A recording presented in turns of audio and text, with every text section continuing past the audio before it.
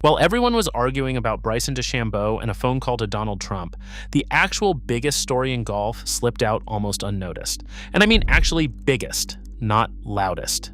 Biggest. Because on Tuesday, the 21st of July, three organizations put out a joint statement that, on the surface, reads like the dullest thing in sport: a partnership. Between the Asian Tour, the DP World Tour, and the PGA Tour, effective immediately, running through at least 2,029 co-sanctioned events, player pathways, the kind of press release your eyes slide right off. Except that press release did something enormous. It quietly pulled the plug on LIV Golf.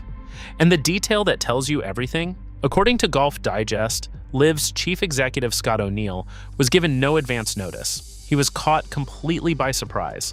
Reporting suggests he did not know until the Monday, the day before it went public.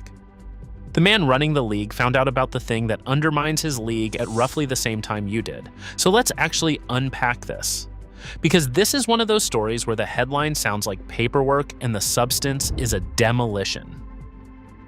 Here's what you need to understand first, and it's the thing almost nobody explains properly. LIV Golf has always had one existential problem: world ranking points. Official world golf ranking points are the currency of professional golf. They're how you get into the majors. Without them, you can be the best player alive and still watch the Masters on television. And for years, LIV didn't have them. Their application was rejected. In 2024, they withdrew it entirely, with then Chief Executive Greg Norman writing that a resolution protecting the ranking's credibility no longer existed. LIV players went into freefall. Dustin Johnson dropped past 700th in the world. Phil Mickelson fell beyond 1,000th. Then, in February of this year, LIV finally got in. Sort of. The ranking board granted them conditional recognition, and it came with strings attached that LIV hated.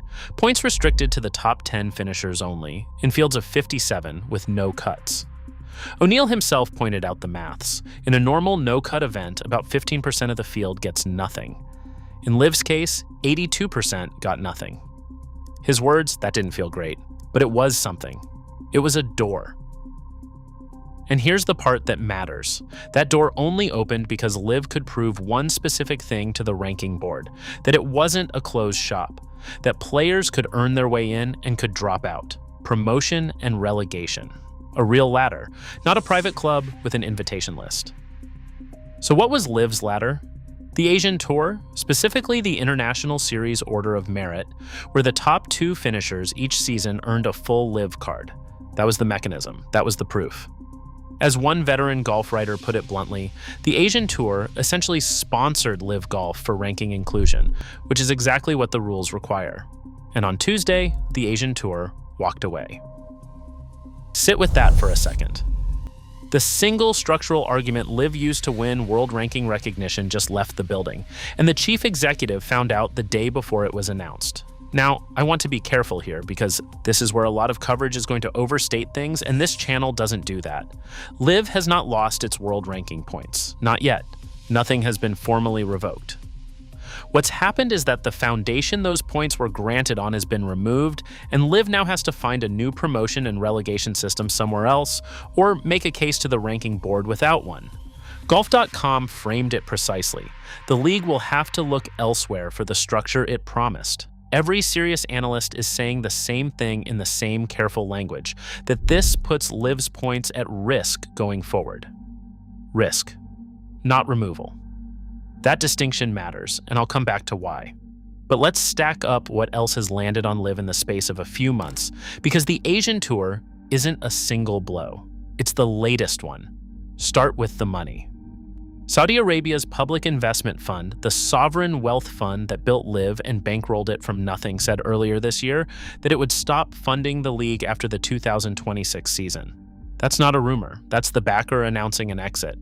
And the Asian Tour relationship was worth roughly $300 million over 4 years, with fund money paying for both LIV and the International Series events.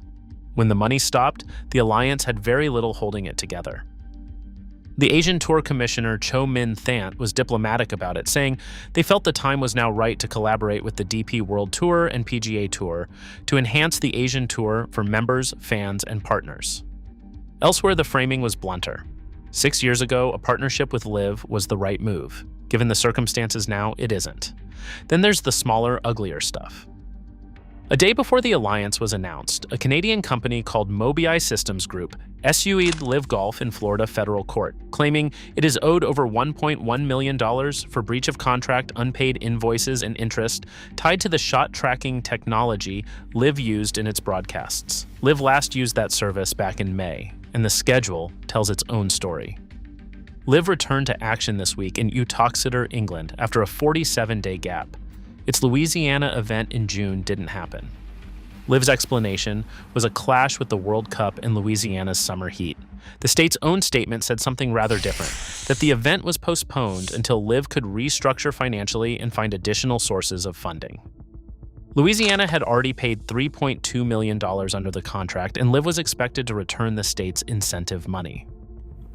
Sources told Front Office Sports there were concerns about whether the Saudi fund would keep paying for the full season, and when asked in June, O'Neill would not guarantee all 4 remaining events would go ahead as planned. He isn't listed for a pre-tournament press conference this week either. His last one was in May. So, funding withdrawn after this year, primary partner gone, ranking pathway compromised, an event postponed over financing, a lawsuit over unpaid bills, and a chief executive blindsided by the biggest development of his tenure. That's not a rough patch, that's a pattern. If you find this useful, the kind of thing that actually explains what the headlines are dancing around, subscribing genuinely helps this channel keep doing it. Now, the fair side, because there is one, and it deserves proper weight. First, LIV isn't dead. It is playing tournaments right now, this week, at JCB Golf and Country Club. The field is headlined by Jon Rahm, Bryson DeChambeau, Tyrrell Hatton, Cameron Smith, and Anthony Kim. Rahm alone has won twice this season, in Hong Kong and Mexico City. A league with that much talent on the tee doesn't evaporate because a partnership ended. Second, the funding withdrawal after 2026 doesn't automatically mean the end. O'Neill has been actively pitching investors on a plan for what he calls LIV 2.0. Now, it's true that plan reportedly involved a network of national opens owned by the Asian Tour, and that piece does now look off the table, but new investment is exactly what a league in this position would be seeking, and it hasn't been ruled out. Third, and this is the one I think people will skip past, LIV has said nothing. When approached for comment, the league declined. O'Neill hasn't publicly addressed the end of the Asian Tour relationship at all.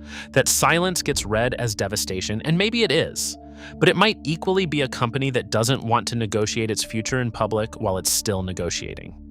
We genuinely don't know yet, and anyone telling you they do is guessing. Fourth, the LIV players themselves haven't lost their major access overnight. Existing exemption categories still exist. The United States Golf Association created a pathway for a top LIV points list player into the US Open. The Open awards a spot on the same basis. Those didn't vanish on Tuesday. 15 LIV members played the Open at Royal Birkdale this month, and Lucas Herbert finished tied 6th. But that's exactly where the next problem sits. Because if you're a LIV player right now, you're looking at a league whose money runs out after this season, whose ranking pathway just got pulled, and whose chief executive won't guarantee the remaining schedule. And some of those contracts are expiring. DeChambeau's deal, arguably LIV's single biggest draw, is up at the end of this year. That's the man who was on every front page last week, out of contract, in a league in this condition. Multiply that decision across a roster of players who were paid enormous sums to leave and who would now have to ask whether anyone will take them back, and you start to see the real shape of what's coming. So where does that leave us, honestly? LIV Golf is not finished. But the thing that made LIV legitimate in the eyes of the sports ranking system, the thing it fought years to obtain, is now built on ground that just gave way. And it lost that ground without warning, negotiated during and after the Open Championship, while its own chief executive was apparently unaware. That's the real story here. Not LIV is dead, something more revealing than that. For 4 years, the argument about LIV was about money and morality, whether the Saudi funding was sports washing, whether players had sold out, loud, angry, endless.